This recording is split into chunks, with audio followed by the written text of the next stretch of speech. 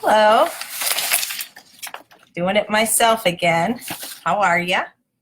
Chef AJ here. Let's see if anybody's on before I get started.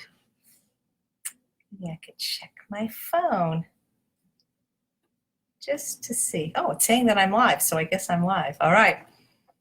I see one person. Well, I don't really see you. So, all right then. Hey everybody, and welcome to episode 105 of Weight Loss Wednesday. I'm Chef AJ, the creator of the Ultimate Weight Loss Program, and this is where I answer your questions about healthy, permanent, and sustainable weight loss. Hello, Jamie Lee. Thank you for being here. You know, people said I should introduce myself every episode because it's possible that episode 105 is the very first time you're seeing me, especially if you're sharing this broadcast in real time on Facebook to people that may not know who I am. So in case you don't, I am the author of 2 books, Unprocessed and The Secrets to Ultimate Weight Loss. I also did a television show a few years ago called Healthy Living with Chef AJ, which was on Foodie TV, but now you can find all 13 episodes on YouTube. So let's get started. All right.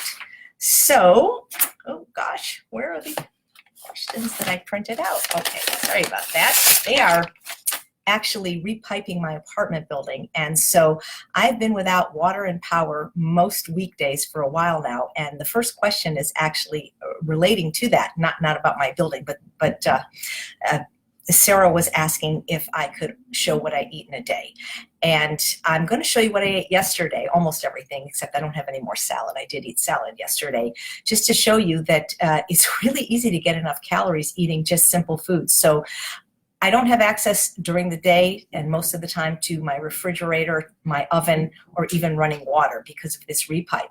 So most of my cooking has been done in the microwave, and I also was able to use my panini press yesterday. Because like I said, if I don't have water, I can't even cook in the Instant Pot. So I'm going to show you, Sarah and everyone, what I ate yesterday, and it's interesting because I put it in Chronometer. Chronometer, but somebody really wanted to know, am I getting enough nutrients and all this stuff? I don't know if you can, let me unplug my phone so you can see this. So with what I'm going to show you is what I ate yesterday. It was 838 calories, and I don't know what this Target's things were, but I'm going to show you exactly what I ate yesterday because that was all I could get to in my house unless I wanted to leave. So I don't really eat breakfast in terms of like when I wake up, I wait till I'm hungry to eat. And that usually isn't till noon or 1 o'clock unless I've exercised vigorously that day. It might be 10:30 or 11. So it's usually around 12 o'clock. And I had a pound of delicious frozen organic Brussels sprouts. Costco sells this in 4 to a bag, and they're very, very good. And what I love about this bag is you're cooking it in the bag so I can take the bag with me, and then the Brussels sprouts stay hot. So I had that. And then I followed that. I wish I could lay it all out and show it to you all at once. I followed it with about 2 pounds of Hannah yams, which luckily I had roasted over the weekend since I couldn't get to my oven yesterday. Because see, they turned the power off. We have electric here, not gas. So I don't weigh and measure, but I know that I ate a pound of Brussels sprouts because the bag says a pound, and I'm pretty good at guessing this is probably 2 pounds of Hannah yams. Now, you know, if I had more tools, I might stick them in the air fryer to make them more delicious, but that's what I had for my dinner or my brunch, breakfast and lunch combination, and that's a lot of food. It kept me full and satisfied for a really long time. And then about 5 hours later, I had my dinner, and what I had was this bag of organic frozen hash browns, and I put it in the panini press, and it was delicious. It was like eating a giant pizza crust or cracker. And then I had this giant pear that my sister-in-law gave me from Harry and David for dessert, and I did have a salad. I don't have the salad to show you because I'm out of salad, but it was a salad with balsamic vinegar dressing, and I did put a cup of quinoa in it because I felt like I needed more starch than just this 1 pound of potatoes could provide. And I did actually spend 75 minutes yesterday, so I was hungrier than usual at the daytime. So that's about what a day's worth of food looks like for me every day. I know in episode 36 I showed you what I eat in a day, and I pretty much still eat that, but it just has gotten a lot more simple, and I just rinse and repeat and do that every day. If you're not familiar with Mama Says, I'd like you to check them out because if you order by 8 o'clock Sunday, they'll deliver to you fresh, delicious, SOS-free, Chef AJ approved food, and you will get this recipe book of my most beloved Instant Pot recipes. It's a really nice book, and you can actually, for a limited time, get free shipping. That is normally $19.95 to California, and I believe if you use the code Chef AJ, you'll still be able to get free shipping. So that might be something you want to check out if you're struggling to get this food on the table or prepare it because you don't have the time or the ability. It's really good. I tried their marinara sauce and I loved it, and my husband's been loving all the entrees as well. So on to your questions. All right. So Carla wanted to know if we were going to do a mastery program the first of the year. If you're not familiar with the mastery program, you can go on my website, eatunprocessed.com, and it will explain it. But right now we've only been running it, I believe, once a year, and we usually do it October, November, and December because that seems to be the time that most people are struggling with, staying compliant and staying abstinent and things like that.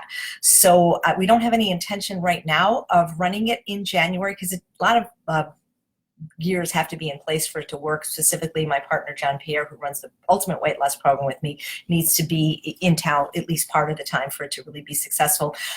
But Sarah was saying, is there any other, smaller programs that you're going to be offering? So I just want to let you know that I am going to be offering a 12-week kind of, I'm going to call it, I think, the fundamentals of Ultimate Weight Loss, where each week you'll have a live interaction with me, private, more in-depth, based on my book. There'll be homework, and I don't always remember to say things on social media, especially because a lot of times I do these episodes pre-recorded in the recipes. So if that's something you're interested in, just make sure you're on my website at eatunprocessed.com. It's probably going to take place Monday nights at 5 p.m. Pacific time, and we'll start right after the new year. So I think that's January 7th or something like that.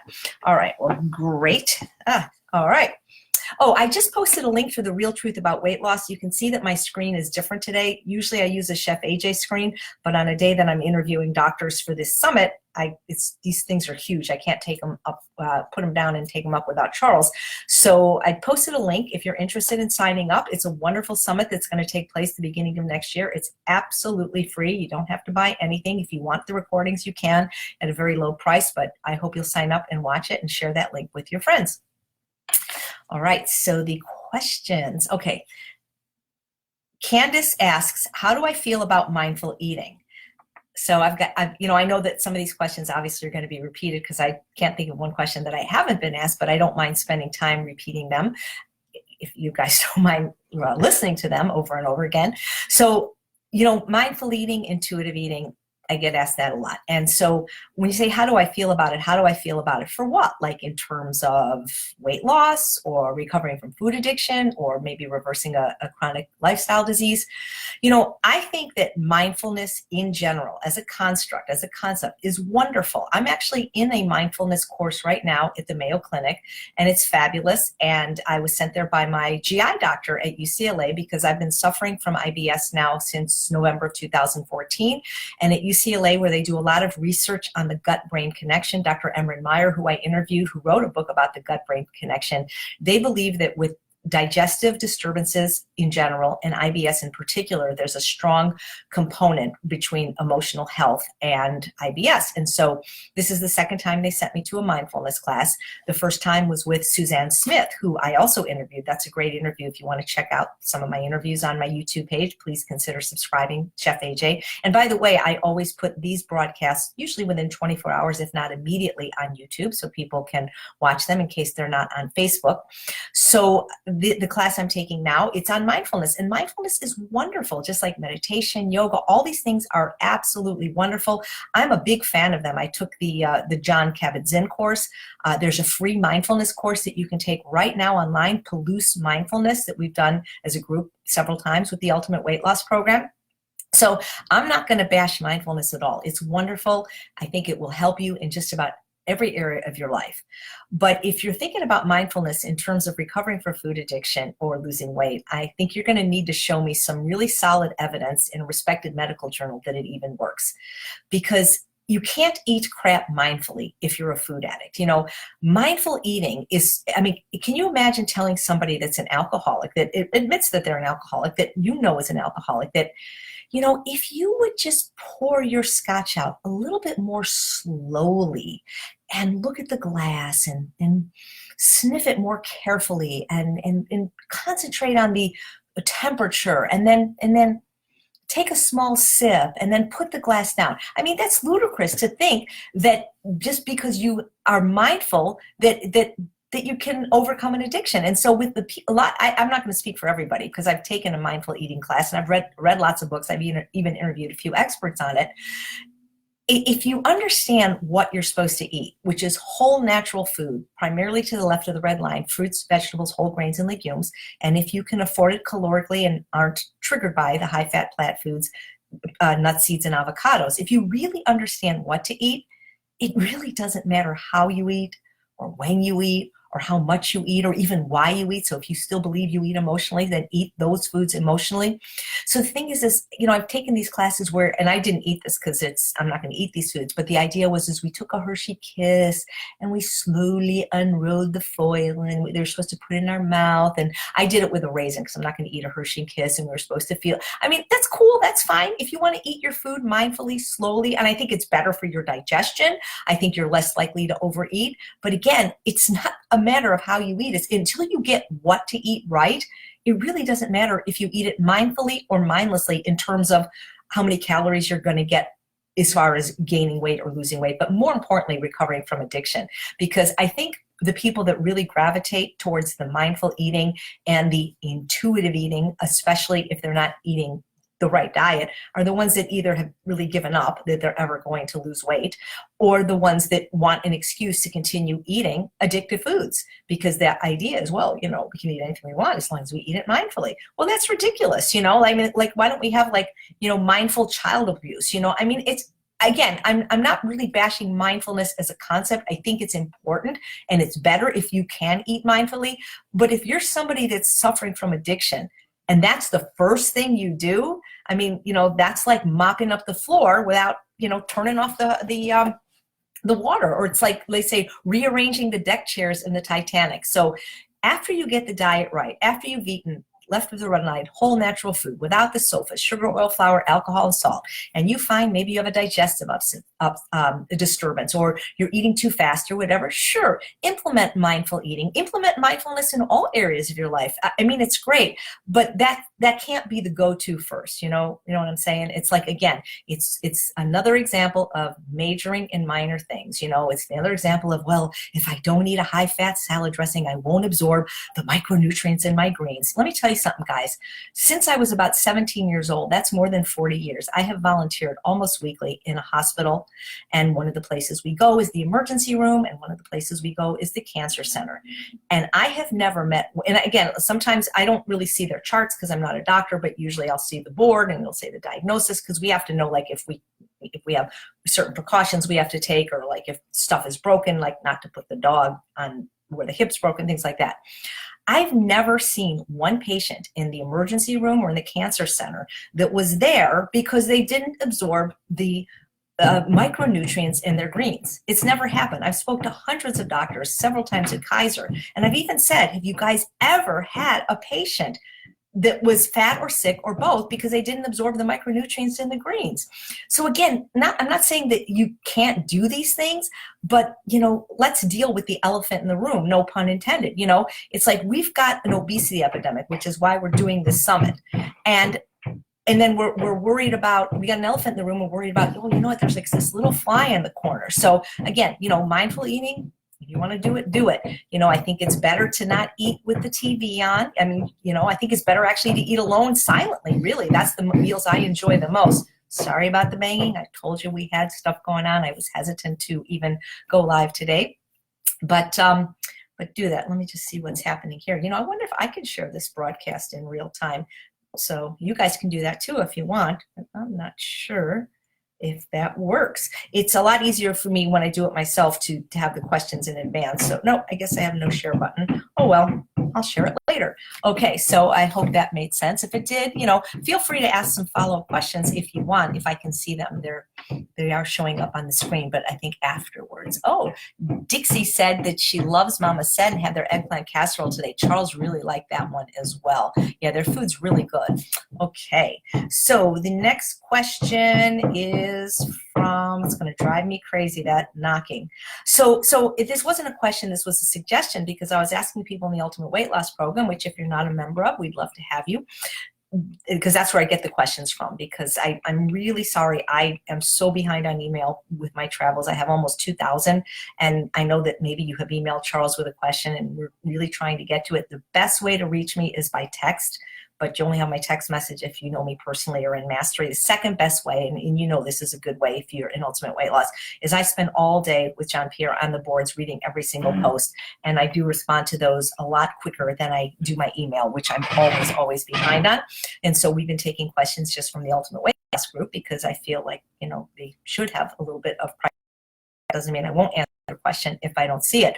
But just know that I'm not on Facebook other than here on the professional page and in my group. So I don't have a personal page. Therefore, you can't friend me and you can't send me a private message. I mean, you can try, and sometimes it shows up that so-and-so sent a private message, but I don't see it. I don't have Facebook Messenger. Same thing with Instagram. I don't see it. I'm really sorry. So if you want me, text me, tag me in Ultimate Weight Loss group, and the third best option would be email, which I will get to, but it's going to take a while, and it's getting worse, unfortunately. So that's what I need, is somebody to just answer all my emails as me, or just some kind of voice program where I can answer them quickly, because you know how it is with voice to text, guys, like all the mistakes I make in Ultimate Weight Loss, which actually we could write a book about that. All right, so so Karen suggested that maybe I could do an episode devoted to husbands. And I think it's a great idea, Karen. The thing is do husbands even watch me, other than reluctantly because I'm on in the background? They do these, there's metrics. I don't know how Facebook does it, but primarily watch me are women between 40 and 60. And while we do have men in the Ultimate Weight Loss Program, by the way, the men are remarkable. Not to say the women aren't, but the men, you know who you are, you guys. Some of your names starts with R, and some of your names starts with B and A, and I don't want to say their names because privacy, and S and P, and the men are just extraordinary, because I think it does take an extraordinary man to ask for help and realize that he's struggling, and maybe even admit that he's suffers with food addiction. So we love our guys in Ultimate Weight Loss. And by the way, anyone that comes to Vegas, which we'll be announcing the speaker lineup probably January 2nd, so maybe January 1st, be sure you're on my mailing list at eatunprocessed.com if you want to get in on the super early bird special and save $300 on the conference. But if a man who is not in Ultimate Weight Loss, or a woman, it can be same-sex marriage, but it's just usually it's the man that's not in and the woman is, and you come to Vegas, you get to be in the group for free.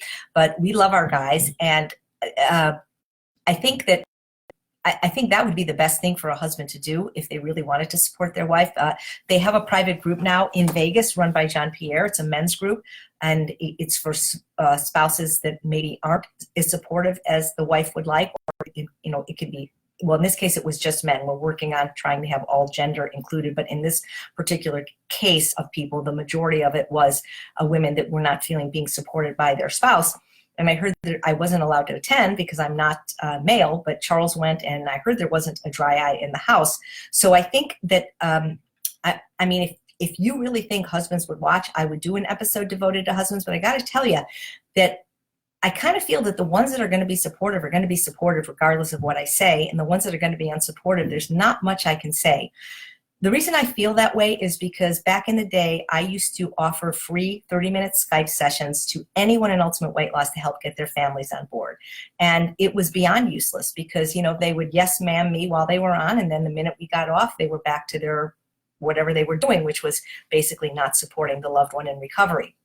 So I think that if somebody is struggling with an unsupportive spouse or family member, then they've got to deal with that. And, the way I suggest is having a private consultation with Kale, because he's really good at navigating, because usually the unsupportiveness comes in not having a clean environment, which if you've heard me say anything, you know that it's the number one predictor of your success on this or any lifestyle change or modification program, and that so many of the people are struggling because their families don't eat like them, which is fine. Your family doesn't have to eat like you, but they have to support you by giving you the gift of a clean environment. And we've got Christmas coming up in like 2 weeks. And so all of you, why don't you ask your family? Why don't you use this holiday season to ask everybody to support you? Ask your kids, ask your husband to give you the gift of a clean environment, at least for 30 days, just to see if it makes a difference. Because the truth is, it's never not made a difference, since it is the most critical part of recovery. So why don't you ask for that for your Christmas present, and for your birthday present, and for your anniversary present? You know, I'm in this group that has nothing to do with food or eating, and the majority of the people in it, it's just something else I do that's one of my interests, but the majority of the people in the group are mental health professionals. They're PsyDs, PhDs, psychiatrists, and psychologists. And on a break, I was talking to them about what I do in this, and I got to tell you, every single mental health professional, well, actually all of the doctors, but I'm talking specifically about this, said that a loving friend or family member will support someone in recovery. So I'm not saying that they don't love you if they don't support you, but it seems a little peculiar to me that if the person that is supposed to protect you and honor you and care about you and love you more than anyone in the world is unwilling to do this for you. I mean, unless they're just such a bad addict themselves. But the thing is, you're not telling them that they can't eat these foods. You're just asking them, please, to not eat them in the house and eat them in front of you. They can eat them as much as they want. They can go out for them. They can eat them in the car. They can, you know, I mean, the locked food safe in the fridge and the cabinet, that's the second best option, but it's really not a great option, because I've got too many stories now about those locks sometimes not being locked fully, but even if they are, the idea is that, as you know from the pleasure trap, we're genetically hardwired to prefer the most concentrated source of calories in our environment. And as long as you know there's stuff in the basement or the attic or a drawer, even if it's locked, it's going to be banging on your brain. You're going to want to eat it. So you can't control the fact that you have this biogenetic disease of refined food addiction, and that you're vulnerable to the effects of the SOFAs, sugar, oil, flour, alcohol, and salt. Really, the only thing we can control is our environment. And so why you would not make every effort and all your energy going into doing that if you really want to recover, I don't understand. When I interviewed Dr. Lyle for this summit, he said environment is 75%. That's how critical it is. So I'd be happy to devote an episode to the husbands, but I don't know what I could say to make them change their mind. I mean, you know, it is everybody I've talked to, like all the supportive husbands in our group, like Jordan and Byron and Tom, and there's so you know who you are, you know, who they've basically said in their testimonials in Vegas, like, I don't have to understand it, but my wife asked me, so I'm going to do it. So, you know, is this the only area? You mean like they support you in everything else you do, but just when it comes to a clean environment, they don't? You know, the other thing I would say is, if you have kids, what I don't understand is, I mean, unless you literally just crawled out from under a rock and never heard of Dr. Joel Fuhrman or his books, Disease Proof Your Child or Fast Food Genocide, why you would not choose to eat these foods yourself and yet still feed them to your family, knowing that they're going to cause them a lifetime of disease, disability, suffering, you know, possibly cancer. And some of you just, it's not a question of allowing it, because if your kids are teenagers or can drive, of course you can't monitor their every move. But why you would then go and buy it for them and prepare it for them and allow it in the house, I don't get it. I mean, I'm not a parent, but I sure have 13 nieces and nephews, and lots of little ones who I love, and I have friends and family, and I don't understand you would give them things like dairy or sugar that you know causes a food addiction. That it doesn't matter that they're, you know, my kid's not overweight, he needs, you know, more fat. Great, feed him guacamole and avocado, and you know, give him nut butter. It's not what I'm saying, not to give him high fat plant foods, but I mean, why you would feed your kid sugar and flour and dairy when you know how highly addictive they are and how they cause diseases like diabetes and things like that. I just don't understand it. And I'm not saying it's difficult to change your family's diet, but there's people out there that can help you. There's a food coach, Sharon McRae in Baltimore, who's helped countless families transition.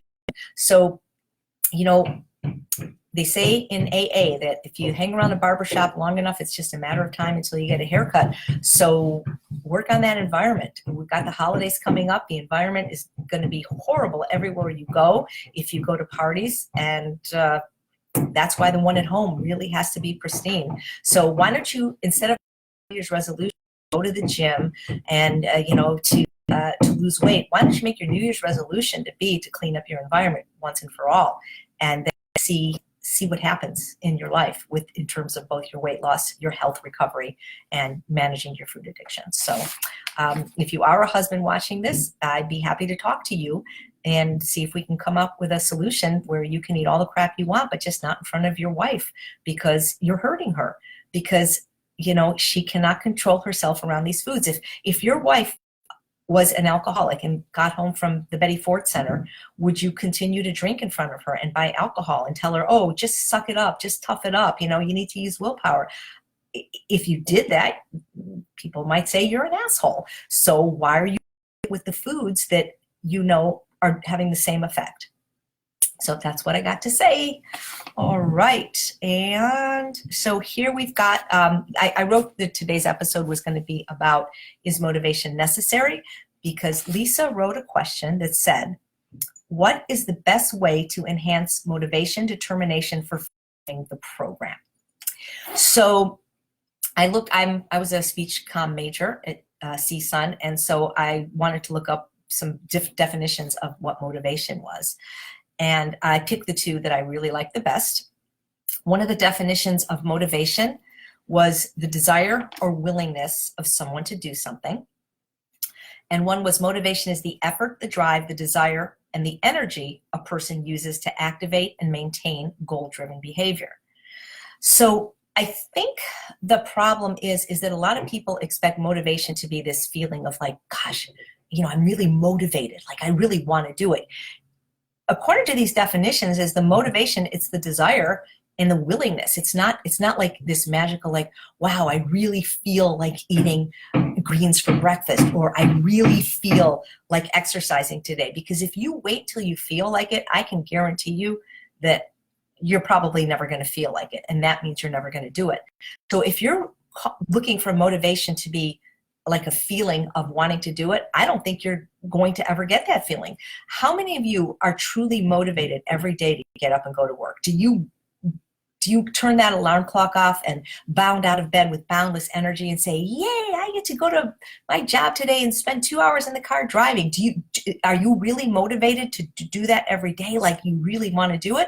Or do you do it because the consequences of not doing it means if you don't go to work, you could lose your job, and if you lose your job, you don't get any money, and you could lose your house, things like that. So the things that you do every day, whether they're healthy or just things you have to do, are you really motivated to do them? Is motivation necessary? I would argue that when something is a habit, like for me, eating vegetables for breakfast for 7 years, I don't have to be motivated. I can eat vegetables for breakfast if I'm tired, if I'm anxious, if I'm sad, if I'm lonely. It's because I've done it so long now, it's a habit. I don't really need any external motivation, just like I don't to brush my teeth. When I was little, I needed a lot of motivation. I needed to be paid, and I hated brushing my teeth when I was little, and my parents would come and check, and if I didn't, I had to get out of bed. So the thing is I'm going to share with you 3 of my favorite quotes about, well, they're not about motivation, they're actually about preparation. Because one of the things I've always heard is that preparation trumps motivation. So in other words, if the healthy food is in your house and there's nothing else, you don't really have to be motivated. You just have to be a little bit hungry, because then you'll eat it. But if there's unhealthy food, you don't have to be motivated either. You're going to always be driven to eat the most calorically dense food. So way back in 6th century BCE, whenever that was, Confucius, he said, success depends upon previous preparation. Without such preparation, there is sure to be failure. In the 1800s, inventor Alexander Graham Bell said, before anything else, preparation is the key to success. And Robert Schuller, the evangelist, said, spectacular achievement is always preceded by unspectacular preparation. And so I would argue that the problem isn't the lack of motivation for most people, it's the lack lack of preparation. And that's why I always say to people that the two most important things you can do if you really want to change your lifestyle, if you want to lose weight and recover from a lifestyle disease or recover and manage food addiction, the two most important things are the environment and preparation. I don't have any extraordinary willpower more than any of you. People say I do, but the reality is I'm not perfect. Only Dr. Alan Goldhammer is perfect. But there are two areas that I would say that I'm pretty close to perfect in. And one is that my preparation is pretty close to perfect. In other words, I have batch cooking techniques. I always have healthy food ready, and I always carry healthy food with me. So I don't have to rely on the motivation to be inspired to eat healthy food when I'm at a party with lots of unhealthy food. My food is always with me. It's either with me by being in my stomach because I just ate it, or I have my car pack where I always have healthy food with me.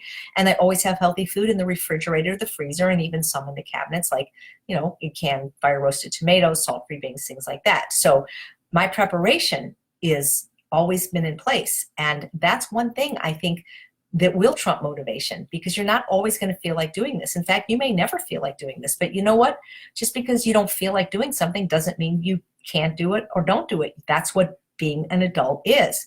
You don't have to feel like going to work to go to work. You don't have to feel like brushing your teeth to brush your teeth. You don't have to be motivated, but you do have to be prepared. And the other thing is the environment, because even if you're 100% motivated, you watched my McDougall talk from fat vegan to skinny bitch, and you're like, yeah, that's me, I can relate, I'm going to do it.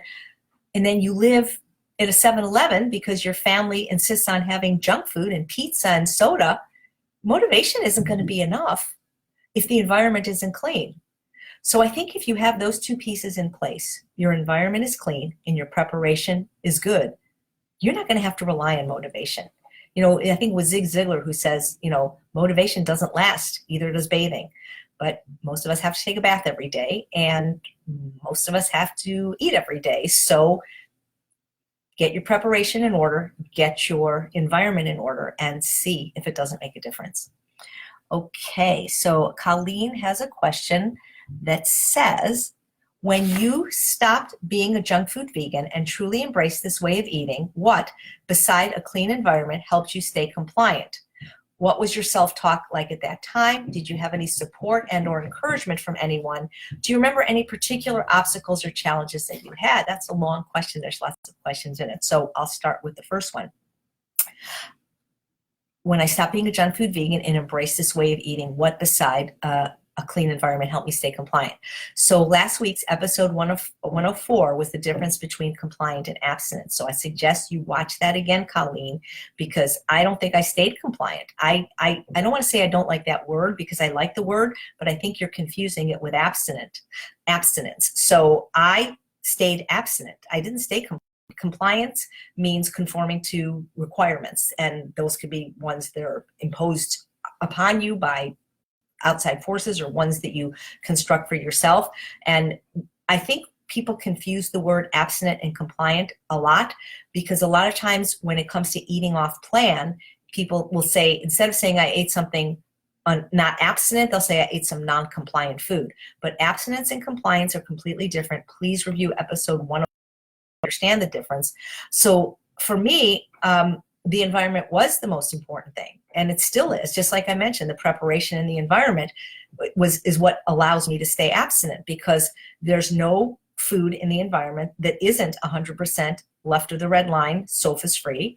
And when it starts to run low, I'm always refilling it, and the environment is clean. And that was really the secret. I mean, the secrets to ultimate weight loss, there's no secrets because it's all in this book. The thing is you got to do what it says. It's just that people are looking for magic, and I don't have an answer for somebody in an unclean environment. If the experts say it's 75% of the problem, I don't know how you override that. I really don't. I wish I did. I wish I had some magic to give you. I'm not saying that you can't have some results in an unclean environment. Some people do. I haven't seen long-term results yet on anyone, as long as me, 7 years, but maybe I hope they will continue that. The people that I've seen do okay in an unclean environment, they have a very disagreeable personality, which most people don't, at least in Ultimate Weight Loss. It's mostly women, and most of them are very agreeable. So I think if there was something that helped me stay compliant, I think it was, like they say, having a why that makes you cry. When we talked about motivation, we said, that it's something that person uses to drive a goal-driven behavior. And so a lot of people don't have a why, or they don't have a very strong why. Like, I remember when I first started doing consults, which I really don't do anymore except for people in mastery, because I find them incredibly aggravating, because it doesn't matter what I say to most people, they're just not going to do it anyway. They want to go around the problem and outside of it. And, she's like, with the environment, well, I really want to be skinny like you and reverse my disease, but I can't clean my environment, and I can't stop feeding my kid crap. And, I can't, and it's like, I don't, my hands are tied. I mean, if the people that do what I say, they recover. They're like Shada. They lose 120 pounds, but they clean their environment. They do the preparation techniques. Those of you that can't do what I say, do something else and tell me what works, and then I'll tell everybody else. But I think that, having the why really was important. So in my case, I had failed many times for over 50 years, losing and gaining and losing and gaining. I tell the story in From Fat Vegan to Skinny Bitch. And, I was anorexic, I was bulimic, I used prescription diet pills, but I was never able to sustain any weight loss long term. But I don't think I ever really had a real strong reason for wanting to lose weight. And it wasn't really about getting healthy. All those times was really about, social acceptance and just, just about, visual things, how I looked.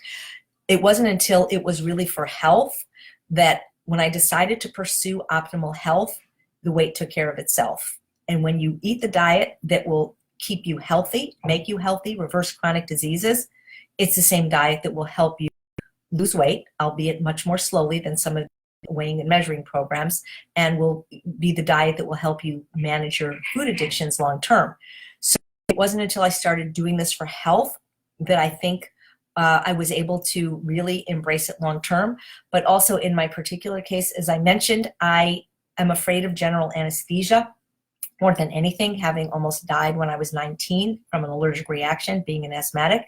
At the time, I was a respiratory therapist, and I remember waking up in the recovery room with an ambu bag, and my Harvey, my colleague, resuscitating me. And if I didn't start breathing on my own, the next step would have been intubation. And my job was taking care of people on ventilators, and my dad died on a ventilator, and my grandma was on a ventilator, and she said, and then she died, but not right away, 3 months later, but she said it was the most horrific experience. And I know that anesthesia is probably safer today, but there's no guarantees. And my doctors will not sign off on an operation for me unless it is to save my life, because of my asthma is allergic. And I'm allergic to lots of things that most people aren't, that will make me stop breathing, like aspirin and anti-inflammatory drugs, sulfa. I'm allergic to rubber. It's really weird. So, when I broke my knee, I was told I needed knee surgery, and I had several opinions, and all the doctors wanted to do it, and they thought that I would improve. At the time, I was working as a chef, but when I was standing like 12 hours a day, and I'd come home from work, and my left leg would be just like 3 times the size, and the pain was excruciating. And I remember one of the orthopedic doctors said to me, well, for every pound you're overweight, it's 5 pounds of additional pressure to your joints, like your knee. Have you ever thought about losing weight? And I said, no, I never thought about that. And yeah. And so, but that really stuck with me. And so I wanted a non-surgical answer. So I wasn't trying to lose weight this time to look good. I mean, that was a consequence. I felt I looked better, and I felt better about the way I looked, but I really, really didn't want to have surgery. And so that's always going to be a motivation, I guess, if you will, for me, is to avoid surgery. And a lot of the surgeries are, any pill potion procedure makes me incredibly anxious. And so many people, take statins and diabetes medicine and medicine for their high triglycerides and high cholesterol, just like, they pop them like M&Ms, and that's fine. That's their choice. but I am such an allergic person and such a fearful person with pills, potions, and procedures that I was literally willing to do anything, even everything that Dr. Goldhammer said, to be able to avoid this operation. And so I think that's what helps me stay abstinent, because every day I'm abstinent, it's a good day. I look into my closet and I see all these cute clothes that I could never wear before, because I never got to the degree of obesity where I had to shop at Lane Bryant's. Not that there's anything wrong with shopping at Lane Bryant's. It's just that I was traumatized when I was little because I was so fat, and they would tease me and say, oh, I bet you have to shop at Lane Giants. So it was sort of like something that I didn't want to do. That's where my mom shopped. I mean, the clothes are very cute now. That's not what I'm saying. I was somehow able to find 14, 16s at a lot of the stores that I shopped at. I was an extra large. And so now I got rid of all my fat clothes. Anytime I went down a size, because I started it, it was as high as 180 and 200. And then I kind of hovered around 165 for many years. And when I started my ultimate weight loss journey on January 2nd, 2012, every time I lost like about 10 pounds, it was a size. So I went from like 16, 14, 12, 10, 8, and 6, and 4. I keep my 6s not because I think I'm going to grow into them, but because with IBS and bloating, sometimes I need a little bit more room in there. But I always got rid of all my clothes the minute I changed sizes, which I recommend you do, because if you keep your fat clothes, you are going to grow into them. So get rid of them as soon as possible, or take them in. So yeah, that keeps me motivated. What helped me? So when I started out, was there anybody? Did I have support or encouragement for anyone? Well, we didn't have the Ultimate Weight Loss program back then, so there was really, I didn't have a community so much of people doing this with me. I mean, I was on the journey just as the same time that Shada and people that started with me on January 2nd, 2012. So I guess we were supporting each other when we had the in-person programs, which were only a couple times a year. We didn't have the online support until almost 2015. So there wasn't any like people really out there like cheering for me. I mean, my husband, of course, supported me because he was willing to clean the environment up the minute I asked him. At first, he didn't understand why the chips and the nuts had to go. He tried hiding them in our apartment, which is 1,100 square foot apartment. I'm going to find them, and I did. So back then he didn't understand food addiction, but again, he said, okay, I don't really understand this, but you asked me. That's the other thing, wives or husbands. It's like, why why do you even need an explanation? Why do you need proof that dairy is bad or that food addiction exists? If your wife asks you to do something, that's what a man does. That's what a husband does.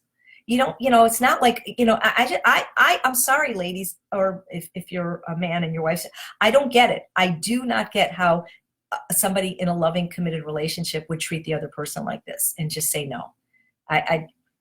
Sorry, you can be mad at me, but I do not get it. And maybe I can have Dr. Lyle explain it to me about why people would, I mean, to me, it's abuse. It's absolutely abuse. If your wife, you might be the biggest cat lover in the world, and if your wife was allergic to cats, would you bring cats home and tell her to just toughen up and use willpower and push herself away from the cat? I don't know. I guess, what's that saying? You get what you're willing to tolerate, So anywho, I really wish I could empower those of you in an unclean environment to make changes, because you will see what a profound difference it will make, especially if you're struggling.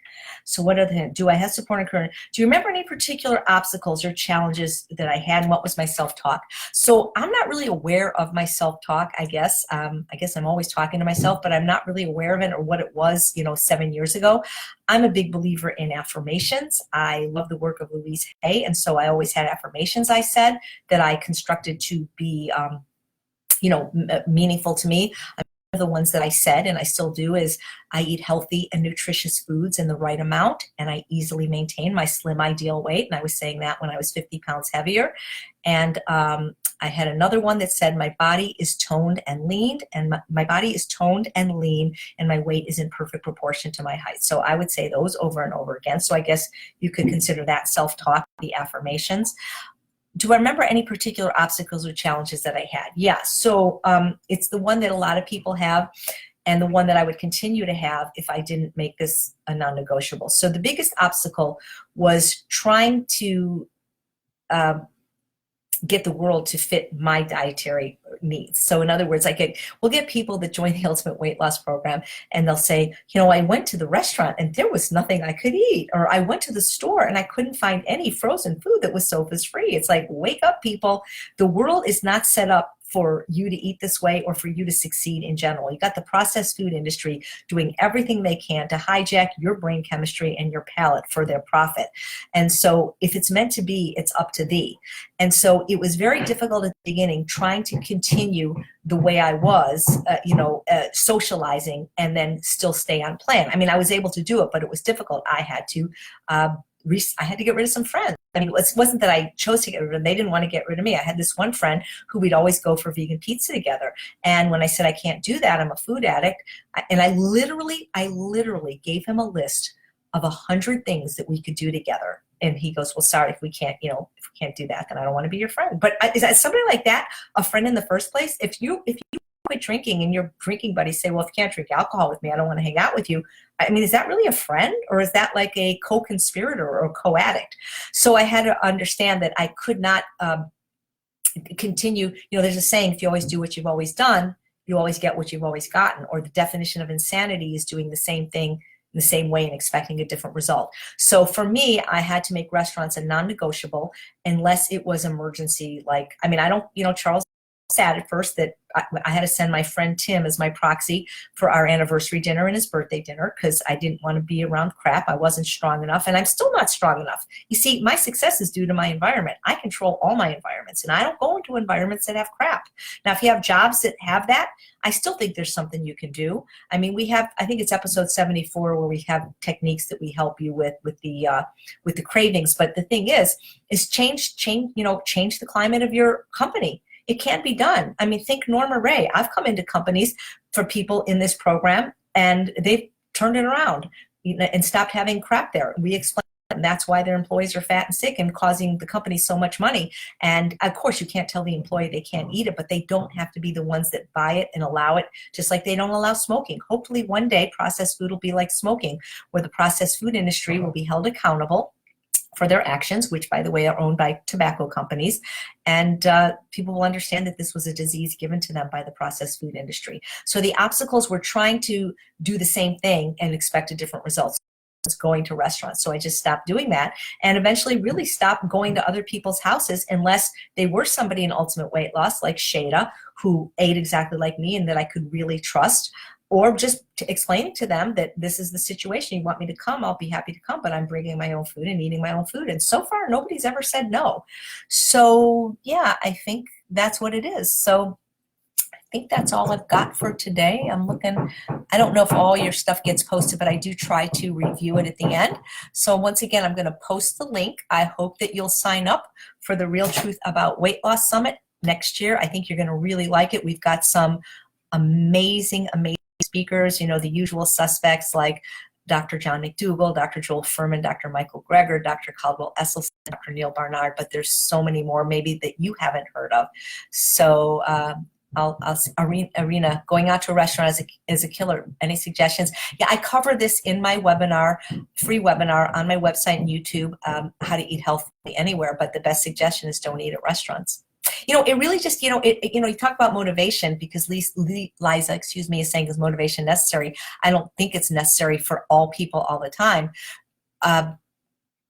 But lost my train of thought. Is it any, restaurants are the kiss of death. Food, variety is the kiss of death for the food addict. So, what happens is that people want to continue doing what they did that made them fat and sick, but yet they want to be slender and well, and they don't understand that this is not a diet, this is not a short-term or a quick fix, that you've got to keep eating this way the rest of your life if you want to glean the results of the calm, stable brain and the slender body. And there's nothing worse than restaurant eating, in my opinion. And there's some tips and tricks that I give in the webinar, but you sure have to jump through a lot of hoops. And then at the end of the day, do you really know that it's going to be abstinent and compliant? I don't trust restaurants. I worked in one. I could tell you some things that happen in restaurants. I promise none of you would ever eat at a restaurant again. So to me, restaurants are a punishment. And, you know, it would have to be, I would pretty much have to be starving to go to a restaurant, or, you know, maybe I'm traveling and that's, I don't know, even then it's tough. You know, I think we need to find ways to socialize that don't involve food, and not, or have potlucks, but that's a whole nother episode. I don't want to overwear my welcome. Very highly, yeah. Karen saying it's hard for a highly addicted spouse to support his wife. Absolutely. So, you know, get treatment, get therapy. I'm not saying it's, by the way, I'm not saying that any of this is easy. I'm just saying it's doable, because so many people are doing it now. And I am saying that without you don't have to have a supportive spouse or a supportive family, but without a supportive environment, it's very, very, very difficult. So anyway, I think I'm going to end now. So do I feel like they're a punishment at this point? Absolutely. I think eating in anybody's house is a punishment, because nobody makes food taste as good as me, except for the few people in Ultimate Weight who I visited, like and Shada, and where else? I don't want to forget. I visited Heather. I visited, Tammy Kramer. I mean, you know, I go to people's houses. I've been to Kristen Bummer. Now you're talking like, but they eat like me, and actually even better. But yeah, I think restaurants are a punishment, and I think eating out is a punishment, because, you know, I have the thing that I have that you guys don't have is Dr. Goldhammer in my brain. Maybe you have me in your brain, but I got the privilege of spending, well, I've been to True North many times now, but one time it was for a period of 5 weeks. And I'll just never forget, and I'll end with this, is, you know, how fat and sick do you want to be? And so when I'm tempted to eat something off plan, or even overeat, I don't really think you're going to gain weight overeating to the left of the red line. I haven't seen it happen. But the point is I hear his voice in my head saying, how fat and sick do you want to be? And I don't want to be fat, and I don't want to be sick, because I've been both, and I was both of them for over 50 years. And frankly, it sucked. I like being slender, and I like being healthy. And I do believe that all of you can have both the health and the body you so richly deserve. So environment and learn some batch cooking techniques, and you will be well on your way. Take care.